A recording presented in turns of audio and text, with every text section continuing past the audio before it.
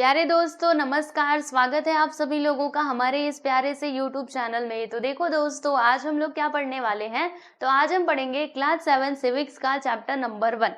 तो इसमें हम लोग क्या देखने वाले हैं, तो देखिएगा हमारे चैप्टर का नाम क्या है प्यारे दोस्तों। तो इसका नाम है इंट्रोडक्शन टू आवर कॉन्स्टिट्यूशन, यानी कि हम यहाँ पर इस चैप्टर में किसके बारे में स्टडी करने वाले हैं। तो जो हमारा कॉन्स्टिट्यूशन है ना, इसके बारे में हम यहाँ पे स्टडी करने वाले हैं। ठीक है, अभी आपके दिमाग में सवाल आ रहा होगा कि ये कॉन्स्टिट्यूशन का मतलब क्या होता है ना। आप सोच रहे होंगे कि क्या है ये कॉन्स्टिट्यूशन, इसका मतलब क्या होता है। तो देखो, सबसे पहले तो मैं ना आप लोगों को इसका इंट्रोडक्शन बता देना चाहती हूँ। देखो स्टूडेंट, जैसे हम लोगों ने क्लास 6 में क्या पढ़ा था कि अगर हमें समाज में रहना है तो हम क्या करते हैं, समाज में रहने के लिए अगर हम सोसाइटी में रह रहे हैं तो वहां पे कुछ ना कुछ रूल्स एंड रेगुलेशंस बनाए जाते हैं, ताकि जो हमारे सोसाइटी का काम है, डे टू डे की जो एक्टिविटीज हैं वो प्रॉपरली अच्छे से हो पाए। ठीक है, या फिर अगर आप देखो ना, आपके स्कूल में ही देखो, वहां पे क्या होता है, प्रॉपरली एक रूल होता है कि नहीं। जैसे हर बच्चे को क्या करना है, स्कूल के यूनिफॉर्म पहन के ही आना है, शूज एंड जो भी सॉक्स है, ये सारी चीजें आपको पहन करके आना है। ठीक है, प्रॉपरली वहां पे रूल्स होते हैं। और क्या रूल होते हैं आपके स्कूल में कि आइडेंटिटी कार्ड आपको बैग में नहीं रखने, आपको गले में पहन करके रखना है। तो आप देख रहे हो, आपका एक छोटा सा स्कूल है तो उसका भी क्या है, रूल्स एंड रेगुलेशंस है। तो आप सोचिए ना, जब छोटे से स्कूल का रूल एंड रेगुलेशन है, तो जब इतना बड़ा देश हम लोगों को चलाना है, भारत को ही, ये जो इंडिया की हम बात करते हैं, ये कोई छोटा मोटा तो है नहीं, है ना। इसका कितना बड़ा विस्तार है, सोचो तो सही, पूरा कश्मीर से लेकर के कन्याकुमारी तक फैला हुआ है। तो इस पूरे भारत देश को चलाने के लिए कुछ ना कुछ रूल्स एंड रेगुलेशंस होने चाहिए कि नहीं, होने चाहिए ना, बिल्कुल। अगर रूल्स एंड रेगुलेशंस नहीं रहेंगे तो जिसकी मर्जी जो चाहे जैसे काम करेगा। ठीक है, कोई किसी की बात नहीं सुनेगा, कोई चाहे किसी की भी हत्या कर देगा, किसी का भी मर्डर कर देगा, क्योंकि कुछ रूल्स एंड रेगुलेशंस है नहीं, सब अपने मन मर्जी का करेंगे। तो ऐसे तो हमारा भारत देश क्या होगा, पूरा के पूरा बिखर जाएगा। ठीक है ना, तो इसीलिए क्या किया गया, ठीक है सुनो क्या किया गया, जानते हो। देखो, पहले हम जानते हैं कि जो हमारा भारत देश था वो अंग्रेजों का गुलाम था, है ना। मतलब अंग्रेज लोग हमारे यहाँ पे क्या कर रहे थे, राज कर रहे थे। उसके बाद क्या हुआ कि 15 अगस्त, ठीक है, 15 अगस्त को 1947 में जो हमारा भारत देश है ना वो आजाद हुआ। ठीक है, तो फिर हमारे देश के लोगों को लगा, क्योंकि पहले जब भी ये ब्रिटिश लोगों का शासन था ना, तो वो लोग क्या करते थे, अपने हिसाब से वो लोग कानून वगैरह सब चलाया करते थे, यानी उनके बनाए हुए रूल्स यहाँ पे चलते थे। लेकिन जब हमारा भारत देश आजाद हुआ तो हमारे लोगों को लगा कि हमें क्या करना चाहिए, अब क्योंकि ये हमारा देश है तो हमारी मतलब हमारे द्वारा जो बनाया गया कानून है, जो रूल्स एंड रेगुलेशंस है, वो हमारे देश पे चलना चाहिए। ठीक है, ऐसा उन लोगों को महसूस हुआ और फिर जाके उन्होंने क्या किया, पूरा जो हमारा देश है इसका ना एक पूरा रूल्स एंड रेगुलेशंस बनाया कि कैसे कैसे हमारे देश को चलाना है। अगर कोई किसी के साथ अन्याय होता है या फिर कुछ गलत काम करता है तो उसको कौन सी सजा देनी चाहिए, ये सारी चीजें एक बुक के अंदर पूरी यहाँ पे प्रॉपरली लिखी गई। ठीक है, सारी चीजें लिखी गई। ओके, और इसी बुक को हम लोग किसके नाम से जानते हैं प्यारे दोस्तों, कॉन्स्टिट्यूशन के नाम से जानते हैं। यानी हम शॉर्ट में क्या समझ सकते हैं कि कॉन्स्टिट्यूशन के अंदर क्या लिखा हुआ है, तो हमारे देश को कैसे चलाना है, ये सारी चीजें किसके अंदर लिखी गई हैं, कॉन्स्टिट्यूशन के अंदर लिखी गई हैं। ठीक है, जैसे मान लो हमारे जो सरकार में चुन करके आए हुए व्यक्ति हैं, जैसे हमारे प्रधानमंत्री जी हो गए, या फिर कोई भी मुख्यमंत्री हो गए, या फिर कोई राज्यपाल है, उनको किस प्रकार से अपना काम करना है। ठीक है, तो वो सारी चीजें भी इसके अंदर वहां पे बताई गई हैं। अगर वो किसी भी कानून का उल्लंघन करते हैं, ठीक है, कुछ गलत काम करते हैं, तो फिर उनको कौन सी सजा देनी चाहिए, किस प्रकार से देनी चाहिए, कौन से आर्टिकल के तहत देनी चाहिए, ये सारी चीजें इस कॉन्स्टिट्यूशन के अंदर लिखा हुआ है। समझ में आया आप सभी लोगों को। तो इसी कॉन्स्टिट्यूशन के बारे में हम यहाँ पे इस चैप्टर में पूरा अच्छे से स्टडी करने वाले हैं कि किस प्रकार से कॉन्स्टिट्यूशन की निर्मित हुई, कैसे करके जो सभा थी वो बनाई गई। ओके, ये सारी चीजें हम यहाँ पर देखने वाले हैं इस चैप्टर के अंदर। ओके, तो मैंने आपको इंट्रोडक्शन तो समझा दिया है। अब आइए जरा अपनी बुक के लैंग्वेज में हम समझ लेते हैं कि इसमें क्या क्या बातें लिखी गई हैं। इंट्रोडक्शन हम देख चुके हैं, आइए। The meaning of constitution. Now what is the meaning of constitution, तो मैंने आप लोगों को बताया ना कि रिटेन में जब सारे रूल्स एंड रेगुलेशंस लिखे होते हैं ना, देखो, the book in which all the provisions regarding the administration of the country are mentioned together in a systematic way is called a constitution। यानी constitution हम किसको कहते हैं, तो देखो, जहां पर मतलब एक कंट्री का एडमिनिस्ट्रेशन, जो शासन है, वो कैसे चलाना है, जब सारी चीजें सिस्टमेटिक वे में प्रॉपरली जब मेंशन रहती है, जहां पर लिखी हुई होती हैं, उसी को हम किसके नाम से जानते हैं प्यारे दोस्तों, तो कॉन्स्टिट्यूशन के नाम से जानते हैं। यानी हम क्या कह सकते हैं कि कॉन्स्टिट्यूशन क्या है, तो ये ना एक रिटेन डॉक्यूमेंट है। समझ में आया, जिसमें सारे प्रोविजंस यानी कि सारे कानून वगैरह लिखे गए हैं कि कैसे हमारे देश का शासन चलना चाहिए। ठीक है, government is established by the अब चलो यहाँ पे गवर्नमेंट की हम जरा बात कर लेते हैं।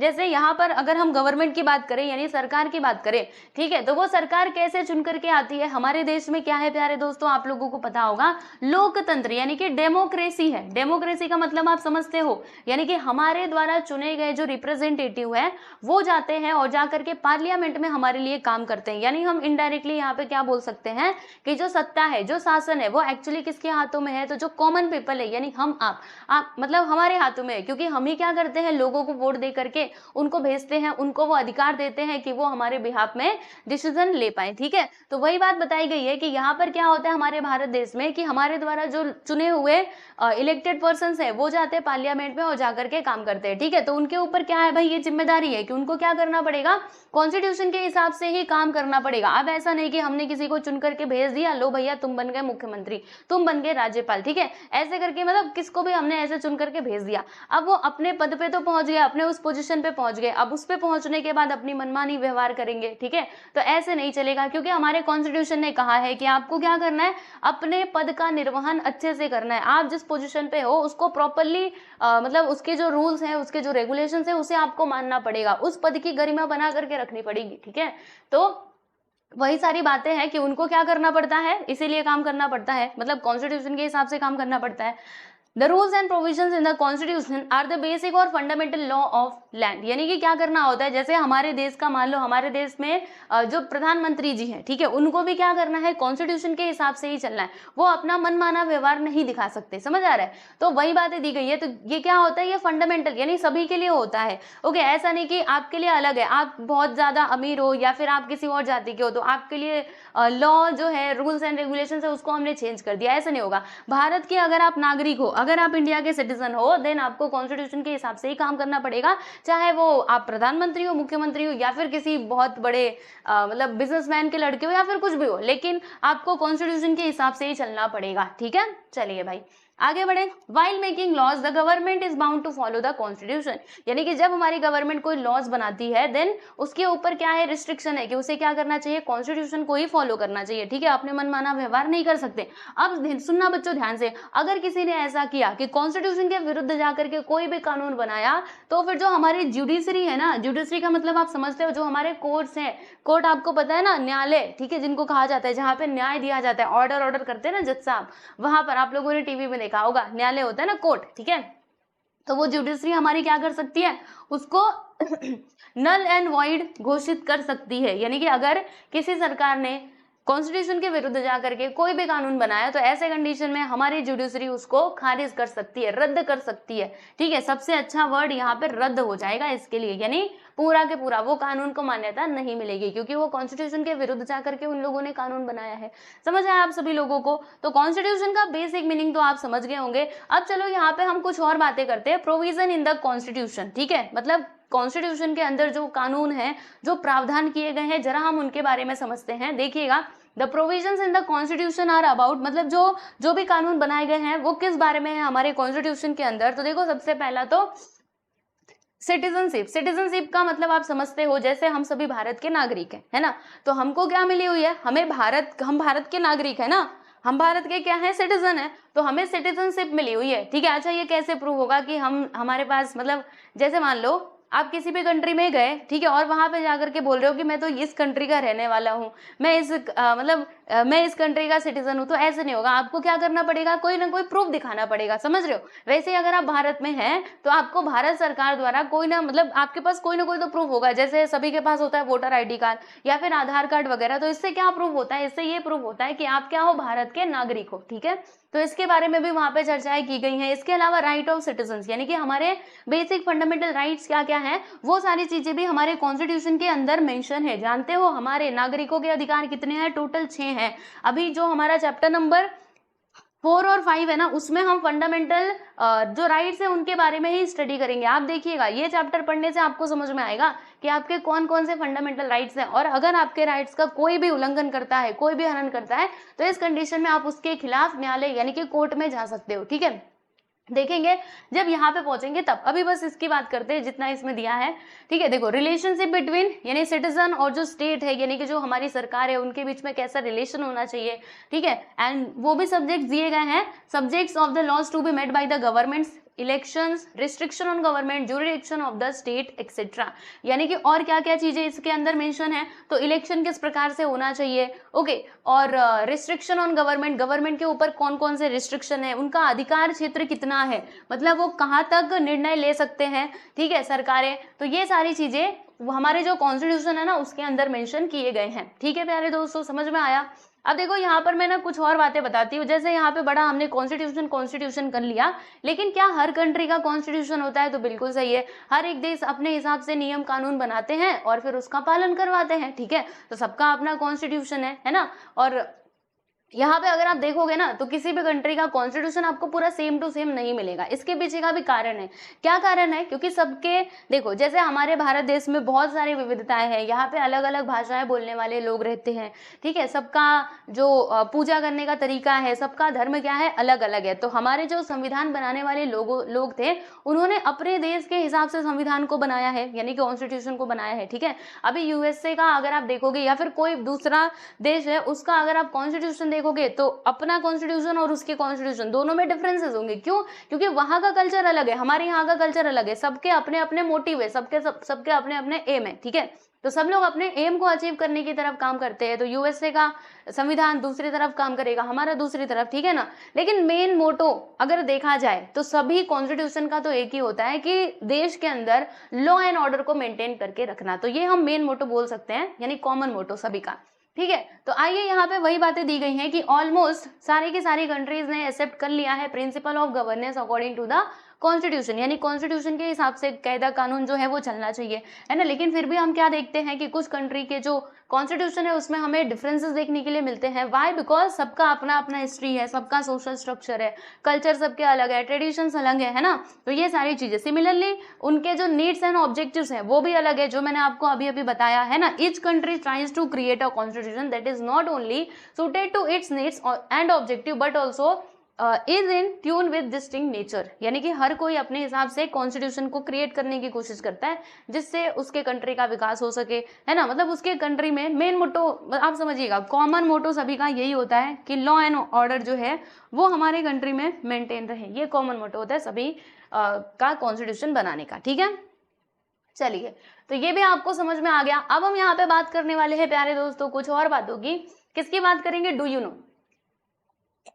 आइए बच्चों, कुछ बातें हैं जो हमें समझ लेनी चाहिए, जैसे कि मैं यहाँ पर बात करने वाली हूँ यूएसए की एडमिनिस्ट्रेशन की, ठीक है। तो देखिएगा यहाँ पर होता क्या है ना, the administration of country like America and England यानी कि UK is carried out as per their respective constitution but these two constitutions are different. यानी कि ये जो यूएसए और जो इंग्लैंड यानी कि यूके है, इनका जो कॉन्स्टिट्यूशन है ना प्यारे बच्चों, मतलब ये क्या करते हैं, अपने कॉन्स्टिट्यूशन के हिसाब से काम करते हैं, लेकिन अभी इन दोनों का जो कॉन्स्टिट्यूशन है ना वो अलग अलग है। हम जरा समझेंगे दोनों के बारे में। तो पहले हम अमेरिका का समझ लेते हैं। देखिएगा जो अमेरिकन कॉन्स्टिट्यूशन है ना वो कब आया था, वो 1789 में आया था, मतलब हमसे तो बहुत पुराना है, ठीक है।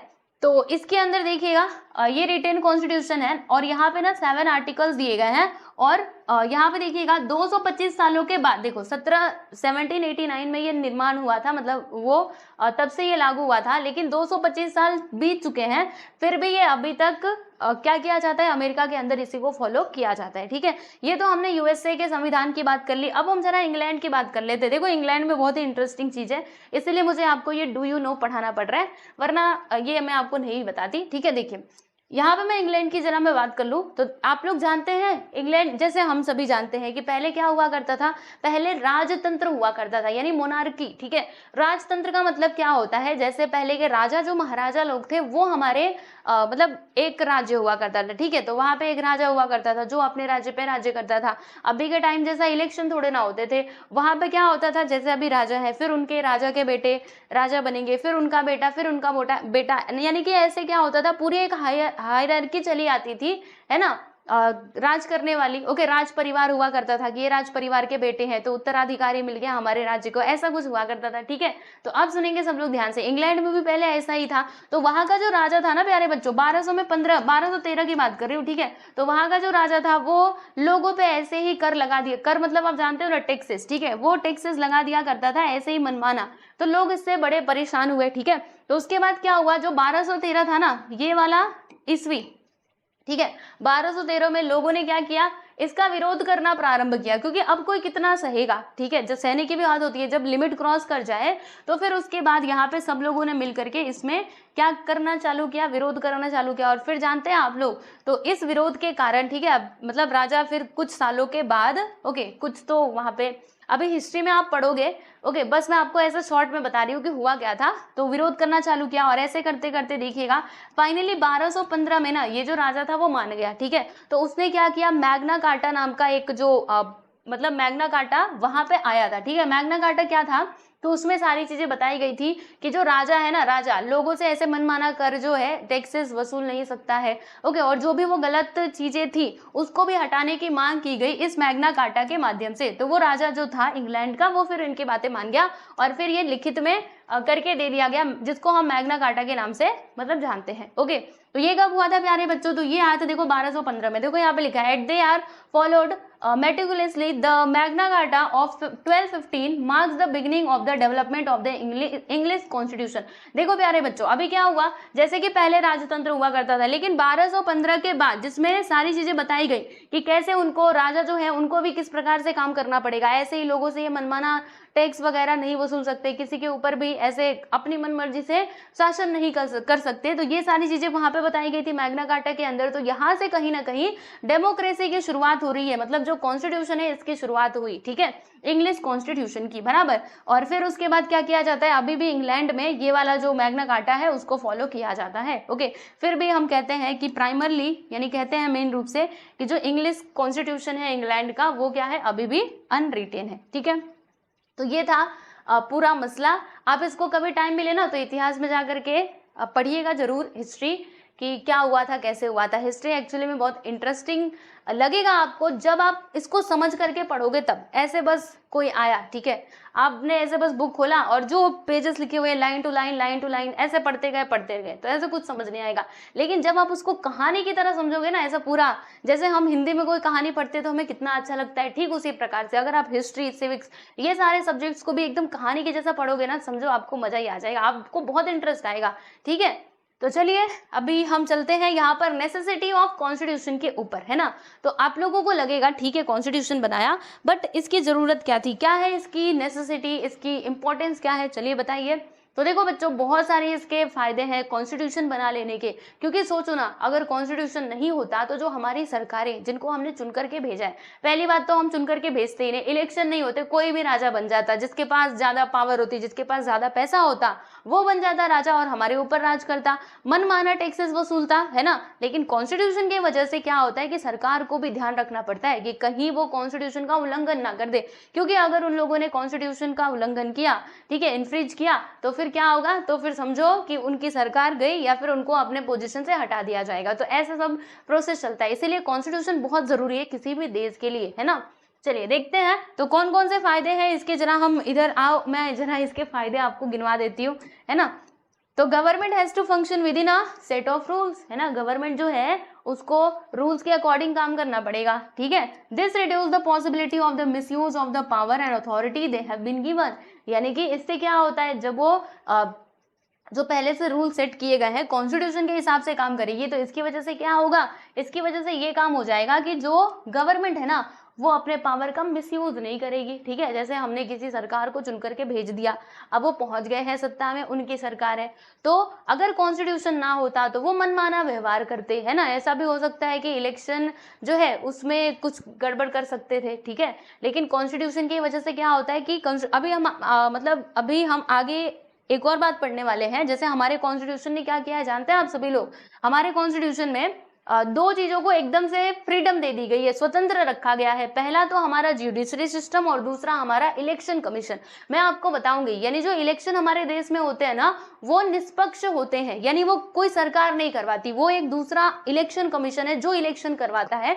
हम देखेंगे बाद में, ठीक है। तो वही सारी बातें यहाँ पर हैं। आइए अब कुछ और बातें आपको बताती हूँ। तो constitution includes the rights and freedom of the citizens, ठीक है। कॉन्स्टिट्यूशन में हमारे राइट्स और जो फ्रीडम्स है उनके बारे में बताया गया है ना। तो जो गवर्नमेंट है ना, वो हमारे राइट्स को या फिर हमारे फ्रीडम्स को छीन नहीं सकती है हमसे, क्योंकि वो हमारे कॉन्स्टिट्यूशन ने दिया है। तो इसकी वजह से क्या होता है, कॉन्स्टिट्यूशन की वजह से जो हमारे राइट्स एंड फ्रीडम्स हैं वो सुरक्षित रहते हैं। समझ में आया? चलिए नेक्स्ट देख लेते हैं कि running of a country as per the provision of the constitution is the same as the establishing the rule of law. यानी कि अगर आप सोचिए, मतलब कोई भी सरकार है, कोई भी मतलब जैसे सरकार हो या फिर हम लोग भी हैं, ठीक है। तो जब हम क्या करते हैं, जो कॉन्स्टिट्यूशन में रूल्स बताए गए हैं, प्रोविजंस बताए गए हैं, तो उसके जैसा जब हम व्यवहार करते हैं, उसी के ऊपर बेस्ड हम जब काम करते हैं, तो आप समझिएगा ये अपने आप में क्या होता है, establishing the rule of law, ठीक है। यानी आप सोचो ना, पहले से हमारे कॉन्स्टिट्यूशन ने कुछ रूल्स बता दिए हैं, अब उसी के आधार पर लोग काम कर रहे हैं, उसी के आधार पर सरकारें काम कर रही है। तो एक प्रकार से हम ये बोल सकते हैं कि क्या हो रहा है, यहाँ पे कानून का राज, मतलब कानून जैसा राज चल रहा है ना, रूल ऑफ लॉ, यानी कि यहाँ पे लॉ के अकॉर्डिंग जो है वो काम हो रहा है, हम ऐसा बोल सकते हैं, ठीक है। तो इसके बाद क्या होता है, then there is no scope for the misuse of power, और फिर उसके बाद मिसयूज ऑफ पावर का कोई मुद्दा ही नहीं बचता अगर सब लोग अच्छे से काम कर रहे हैं तो, ठीक है।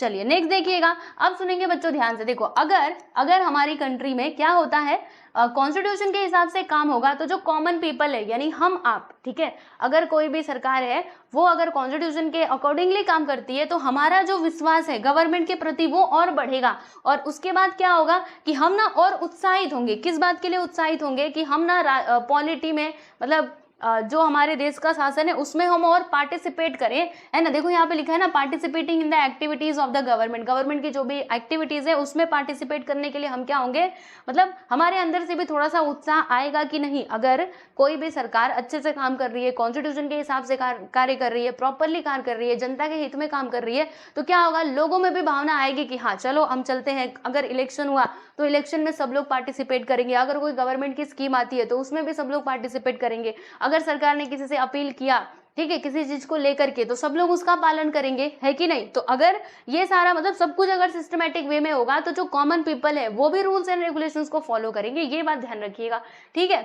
और यहाँ पे देखेंगे कॉन्स्टिट्यूशन क्या करता है, तो political idols before the country, यानी कंट्री के सामने जो पॉलिटिकल आइडल्स है उनको प्रस्तुत करता है, ठीक है। The nation is also bound to act in that direction, है ना, कंट्री को उसके हिसाब से काम करना पड़ता है। तो इसकी वजह से क्या होता है, देखिएगा, it creates atmospheric conducive to attain world peace and security. आप सोचो अगर सब कुछ अच्छे से काम करेंगे तो क्या होगा, हमारा जो मतलब शांति है, हमारी शांति और सुरक्षा हमारे देश की ऐसे ही बनी रहेगी, है ना, अगर हम प्रॉपर वे में काम करें, ठीक है। अभी देख रहे हो ना आप लोग, इंडिया का डेवलपमेंट कितने अच्छे तरीके से हो रहा है। पहले हमारे भारत को मतलब इतना आगे नहीं था, लेकिन अब जब से काम सारे सिस्टमेटिक वे में होने लगे हैं, तो आज क्या होता है कि हमारे भारत देश को पूरे दुनिया वाले जानते हैं कि भारत देश कौन सा है, ठीक है, कौन है वहाँ के पीएम, या फिर वहाँ पे क्या है, ये सारी चीजें सभी लोगों को, सारे देशों को अभी धीरे धीरे करके पता चल रही है। तो वही बातें हैं कि इससे क्या होगा, हमारा पीस और सिक्योरिटी जो है वो भी बढ़ेगा। Okay, Since the Constitution also includes the list of citizen duty, it fixes the responsibility of the citizens as well।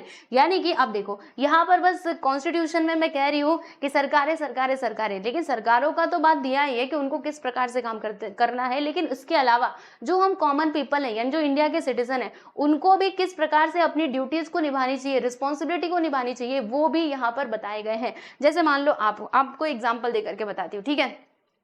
अब आप गए कोई भी, चलो इंडिया गेट देखने गए, या फिर आप रेड फोर्ट देखने गए, ठीक है, गए वहां पर जाकर के, जो हमारी मान लीजिए इंडिया गेट है ना, उसके ऊपर आपने कोई भी पत्थर ले लिया, कोई भी ले लिया आपने, चौक वगैरह ले लिया, अपने मन से कुछ भी लिखे जा रहे हो, वहां पे अपना मोबाइल नंबर लिख रहे हो या फिर कुछ किसी का नाम लिख रहे हो, ठीक है। तो ये तो गलत बात है। आप क्या कर रहे हो, आपका जो ऐतिहासिक इमारत है, ठीक है, जो भी आपके मतलब आपके देश की संपत्ति है उसको तो आप नुकसान कर रहे हो, क्योंकि जब आप ऐसे करोगे उसके ऊपर कुछ भी लिखोगे तो फिर उसको हटाने की जिम्मेदारी किसकी बनेगी, हमारे सरकार की बनेगी, है ना।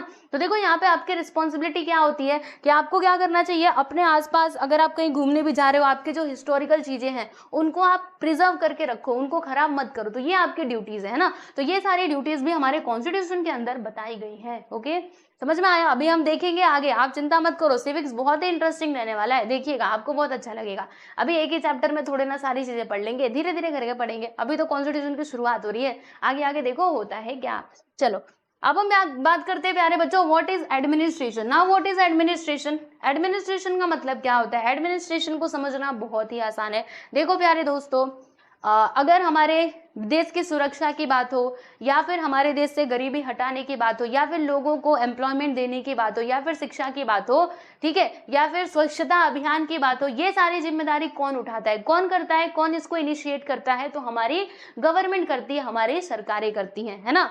चाहे चाहे हमें अंतरिक्ष पे कोई भी मिशन, मतलब जैसे अभी चंद्रयान को भेजा गया, ठीक है, तो ये कोई भी ऐसा मिशन करना हो, या फिर स्वच्छता का मामला हो, या फिर कुछ भी मामला हो, तो ये सब कौन संभालता है, कौन इसको मैनेज करता है, तो it's all managed by our government. Okay, so ये जो मैनेज करता है ना, this is called as the administration. इसी को हम क्या कहते हैं प्यारे बच्चों, एडमिनिस्ट्रेशन कहते हैं। समझ में आ रहा है आप सभी लोगों को, यानी जो हमारे गवर्नमेंट होती है उसी को हम एडमिनिस्ट्रेशन, यानी कि हम इसको हिंदी में कह सकते हैं शासन। ओके, चलो तो यहाँ पे वही बात दी गई है, आप एक बार पढ़ लेते हैं, है ना, वरना आप सोचोगे क्या क्या बोल दिया, यहाँ पे तो कुछ और लिखा है, कुछ और नहीं लिखा है, जो मैंने बताया वही लिखा है। देखो, government has to make laws relating to several subjects. Government को कई सारे लॉज बनाने होते हैं अलग अलग सब्जेक्ट के रिलेटेड, जैसे कि देखिएगा, डिफेंडिंग द बाउंड्रीज, मतलब हमारी जो बाउंड्रीज है, हमारे जो बॉर्डर्स है, उनको डिफेंड करना, ठीक है। Protecting the people from the external aggression, यानी लोगों की सुरक्षा करना बाहरी तत्वों से, जो बाहरी आक्रमण होते हैं, है ना। जैसे हमारे देश में जब ये आतंकवादी लोग घुसते हैं तो क्या होता है, हमारे जो वीर जवान हैं वो उनको वहीं पे सीमा पे ही, बॉर्डर पे ही खत्म कर देते हैं, ठीक है। अगर वो ना होते तो, अगर हमारा देश इन सब का ध्यान ना रखता, सिक्योरिटी का, तो क्या होता, वो लोग आ जाते और कहीं पे भी बम फोड़ करके चले जाते, किसी ट्रेन में, किसी पब्लिक प्लेस पे आते और बम फोड़ के चले जाते, तो किसका नुकसान होता, हमारा, है ना। लेकिन हमारी सरकार इन सभी चीजों का ध्यान रखती है। उन लोगों ने क्या किया है, हमारी सरकार ने क्या किया है कि सीमा पर जवान रखे हुए हैं, ठीक है, कि वो क्या करेंगे, हमारी सीमाओं की रक्षा करेंगे, हमारे देश की रक्षा करेंगे, ठीक है, देश के लोगों की रक्षा करेंगे।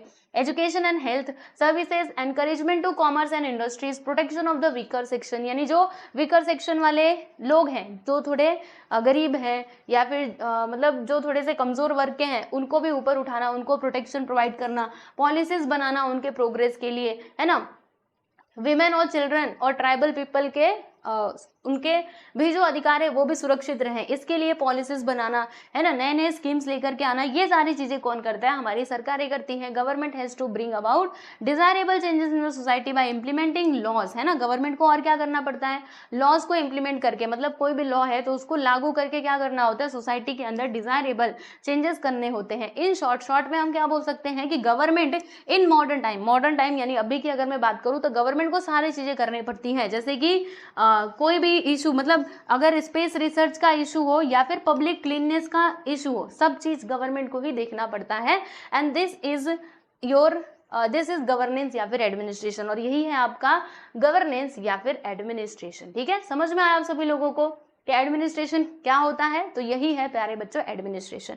चलो अब हम चलते हैं यहाँ पे कुछ और बातें समझते हैं। Background of the making the constitution, यानी जो हमारा कॉन्स्टिट्यूशन है ना, अब इसको बनाने का बैकग्राउंड क्या था। वैसे तो मैंने आपको लेसन के स्टार्टिंग में इसका इंट्रोडक्शन दे दिया था, बट फिर भी बुक के लैंग्वेज में समझना बहुत जरूरी है, क्योंकि इसमें से क्वेश्चन आते हैं ना ट्रू एंड फॉल्स के या फिर फिल इन द ब्लैंक्स के, तो आपको पता होना चाहिए। देखो प्यारे बच्चों, हुआ क्या, the process of the making the constitution started, कब ये स्टार्ट हुआ था, 1946 में ही शुरू हो चुका था, है ना। आप बोलेंगे ये तो 1947 में हमारा देश आजाद हुआ था, लेकिन उसके पहले ही मांग उठने लगी थी कि क्या बनाना चाहिए हम लोगों को, हमारा कोई कॉन्स्टिट्यूशन बनाना चाहिए, एक ऐसी किताब होनी चाहिए जिसमें हमारे द्वारा जो लोग हैं उनके द्वारा बनाया हुआ कानून चले हमारे देश में, ठीक है। तो पहले से ये मांग उठ चुकी थी, ठीक है। देखो The leaders of the freedom movement insisted that independent India will be governed not only by the laws made by the British but by laws made by Indians themselves. यानी कि जो हमारे लीडर्स थे, ठीक है, उस टाइम के, तो वो लोगों का मानना क्या था, सबके सब यही चाहते थे कि जो हमारा आज़ाद भारत होगा, इंडिपेंडेंट इंडिया होगा, वहाँ पे लॉज किसके चलेंगे, बाहरी ब्रिटिशर्स वाले लॉज नहीं चलेंगे, जो लॉज हम बनाएंगे वो यहाँ पर चलेंगे, ऐसा वो लोग मानना था उनका। तो उसके बाद वो लोगों ने क्या किया, एक कमिटी स्टेब्लिश किया, दैट इज नोन एज, यहाँ पे देखो मैं इस कमिटी का नाम बताती हूँ आपको, कॉन्स्टिट्यूएंट असेंबली, ठीक है।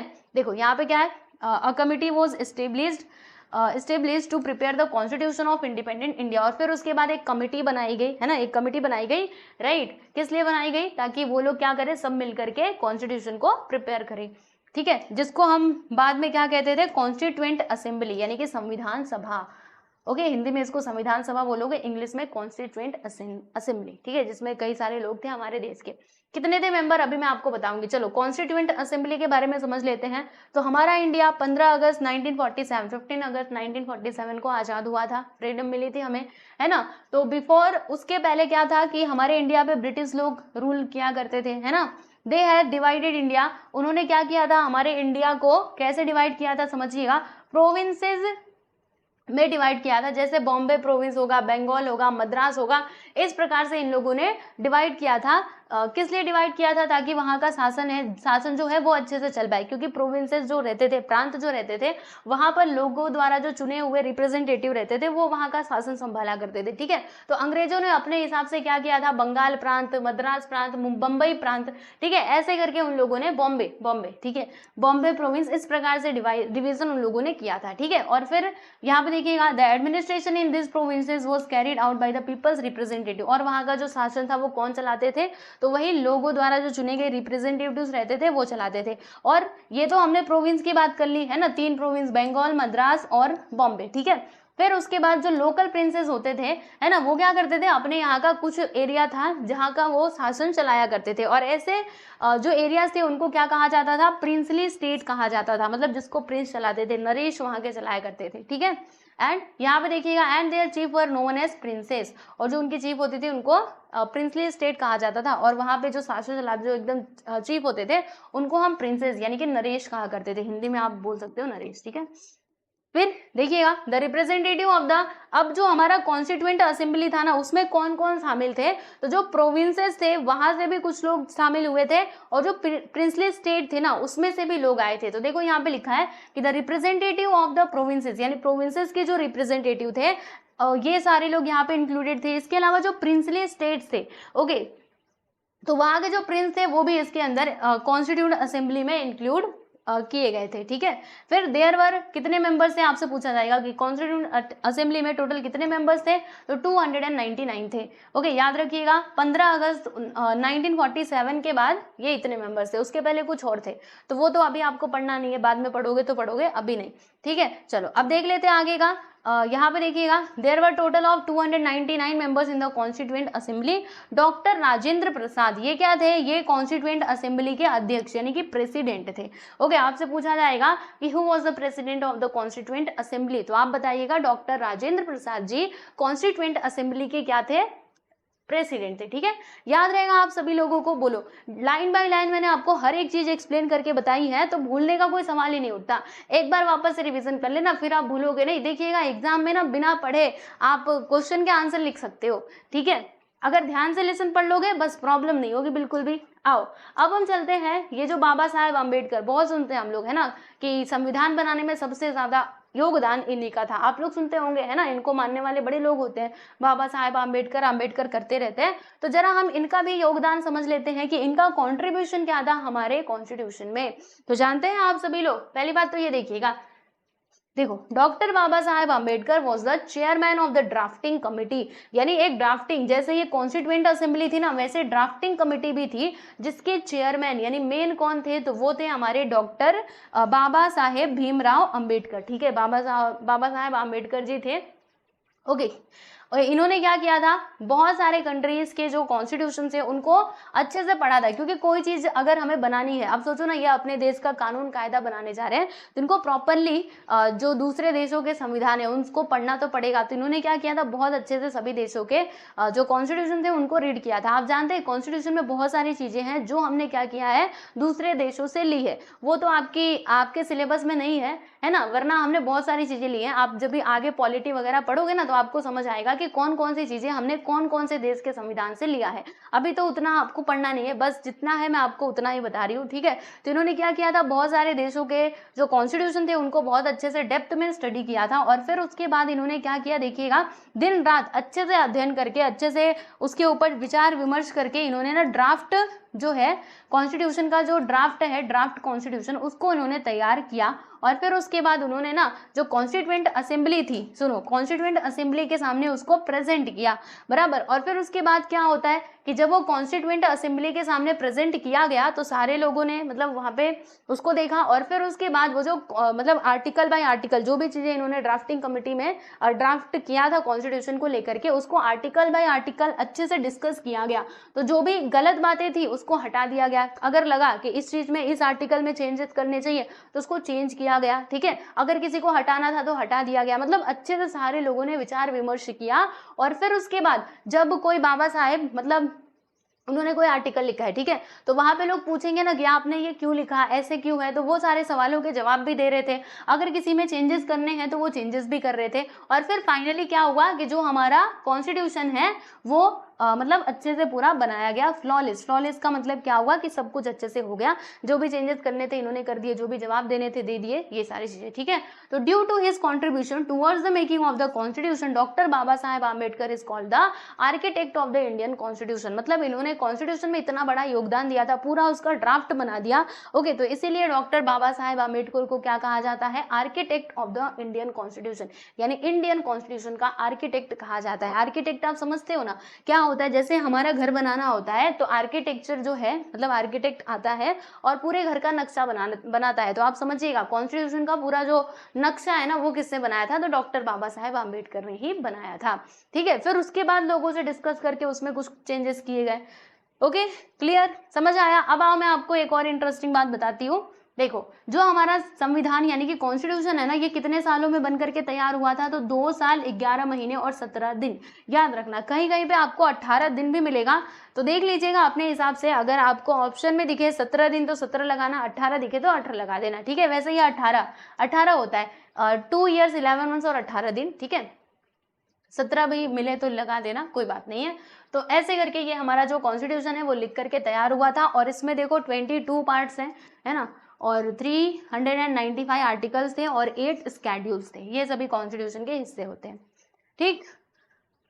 फिर यहाँ पे कुछ और बातें कर लेते हैं। देखो अब जो हमारा कॉन्स्टिट्यूशन था ना उसको वो बन करके तैयार कब हुआ, तो वो पूरा बन करके तैयार हो गया था 26 नवंबर 1949 यानी 1949 में। मतलब उसको क्या किया, अडॉप्ट कर लिया गया, ठीक है। आप समझिएगा अब हमारा संविधान जो है, हमारा कॉन्स्टिट्यूशन बन करके तैयार हो गया, तो अब उसको एक्सेप्ट किया, कब किया गया, अडॉप्ट कब किया गया, देखिएगा 26 नवंबर 1949। और फिर उसके बाद जो हमारा मतलब इसी दिन, पहले आप ये समझो, है ना, वरना आप सुनते होंगे कि ये तो 26 जनवरी होता है, 26 जनवरी 1950 को हम मनाते हैं 26 जनवरी यानी कि गणतंत्र दिवस, रिपब्लिक डे, क्योंकि इसी दिन हमारा संविधान लागू हुआ था। तो सुनो, इसको अडॉप्ट तो हमने 26 नवंबर को ही कर लिया था 1949 में, लेकिन एक्चुअल में इसके हिसाब से कामकाज चलना कब चालू हुआ हमारे देश के अंदर, तो 26 जनवरी 1950 से। समझ में आया, इसीलिए इस दिन को हम रिपब्लिक डे के नाम से मनाते हैं, क्योंकि इस दिन से लागू हुआ था, है ना। उसको बना करके उसको एक्सेप्ट भी कर लिया, लेकिन जब तक उसको आप जमीन पे नहीं लाओगे, लागू नहीं करोगे, तब तक वो कैसे माना जाएगा, ठीक है। तो उसको लागू करने का टाइम ये था। तो वही है, देखो कॉन्स्टिट्यूशन से आपसे पूछा जाएगा कि कब मनाया जाता है, तो आप बताइएगा 26 नवंबर को, क्योंकि इसी दिन हमारे कॉन्स्टिट्यूंट असेंबली ने इसको क्या कर लिया था, अडॉप्ट कर लिया था, ठीक है, 26 नवंबर 1949 में, ओके। और जो हमारी कंट्री है इसके हिसाब से कम काम करना इसने शुरू किया था, तो 26 जनवरी 1950 से, ठीक है। The Indian Republic come into existence from this day, और इसके बाद जो हमारा देश है वो अपने कानून द्वारा चलने लगा। देयरफॉर 26 जनवरी को हम लोग क्या किस नाम से मनाते हैं, रिपब्लिक डे से, रिपब्लिक डे के नाम से सेलिब्रेट करते हैं, मनाते हैं ना हर साल। 15 अगस्त और 26 जनवरी। ठीक है, अब मैं आपको कुछ और बातें बताऊं। जो हमारी कॉन्स्टिट्यूएंट असेंबली थी ना, उसके और भी लोग वहां पे मेंबर थे, जैसे कि डॉक्टर ये पंडित जवाहरलाल नेहरू, सरदार वल्लभ भाई पटेल, यहाँ पे देखो मौलाना आजाद और सरोजिनी नायडू। इसमें अगर आप देखोगे आपको समझ आएगा। ये देखिए, some of the well known members of the constitution assembly और कौन कौन थे, देखो कॉन्स्टिट्यूएंट असेंबली के member, doctor Rajendra Prasad, Pandit Jawaharlal Nehru, doctor Baba Saheb Bhimrao Ambedkar, है ना, बाबा साहेब अम्बेडकर, सरदार वल्लभ भाई पटेल, मौलाना अबुल कलाम आजाद, सरोजनी नायडू और जेपी कृपलानी, राजकुमारी अमृत कौर, दुर्गाबाई देशमुख, हंसाबेन मेहता और अदर्स। ठीक है, और बस यहाँ पे वही सारी चीजें दी गई हैं। तो देखो बच्चों, यहाँ पर आपका ये जो चैप्टर है फाइनली ये होता है कंप्लीट। आप लोग देख सकते हो, ये देखो जो हमारा कॉन्स्टिट्यूशन का ड्राफ्ट है, draft of the Indian constitution, doctor Rajendra Prasad, president to the constituent assembly, यानी कि ये जो ये देखो, ये जो हमारे बाबा साहेब अम्बेडकर हैं, वो ये जो ड्राफ्टिंग हमने मतलब इन्होंने बनाया था, वो यहाँ पे प्रेजेंट कर रहे थे कॉन्स्टिट्यूएंट असेंबली में। ठीक है, आप देख सकते हो इस पिक्चर के माध्यम से। तो यहाँ पर आपका ये चैप्टर जो है ये फाइनली कंप्लीट होता है। ठीक है, मैंने ये पूरा चैप्टर आप लोगों को बहुत अच्छे से पढ़ा दिया है। आई होप सो आप लोगों को ये वीडियो अच्छा लगा होगा। तो बच्चे लोग, आपको हमारे वीडियोस कैसे लगते हैं कमेंट सेक्शन में जरूर बताया करो। ठीक है, फिर जरूरत पड़े तो हम और इसको इम्प्रूव करेंगे। बाकी आपको बता दूं कि आपका ज्योग्राफी हो गया, उसके सारे क्वेश्चन आंसर्स, इसके अलावा सिविक्स में भी सारे chapters and question answers completed हैं।